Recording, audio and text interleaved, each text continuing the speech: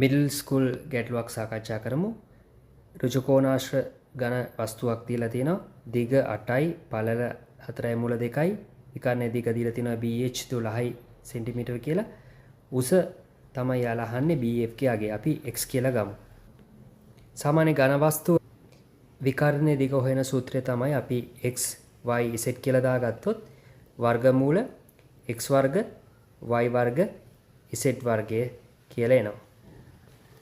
දැන් අපිට පුළුවන් ආදේශ කිරීම කරන්න නම් වර්ගමූල ඇතුලේ උස x වර්ගය, දිග දන්නවා 8 වර්ගය, පළල 4යි මූල 2 වර්ගය සමාන වෙන්න යනවා. දිග දීලා තියෙනවා අපිට 12 සෙන්ටිමීටර කියලා. ඉදිරියට සුළු කරගෙන යමු.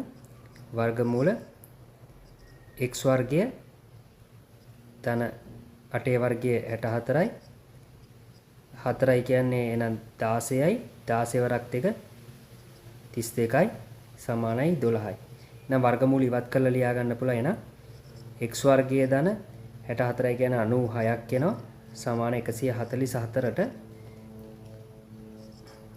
x වර්ගය එනවා 48ක්.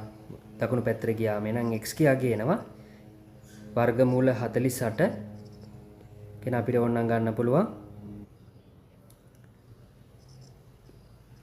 16යි වැඩි කිරීම 3 කියලා. නම් x සමානයි 4යි මුල 3යි කියලා එනවා සෙන්ටිමීටර වලින් උස.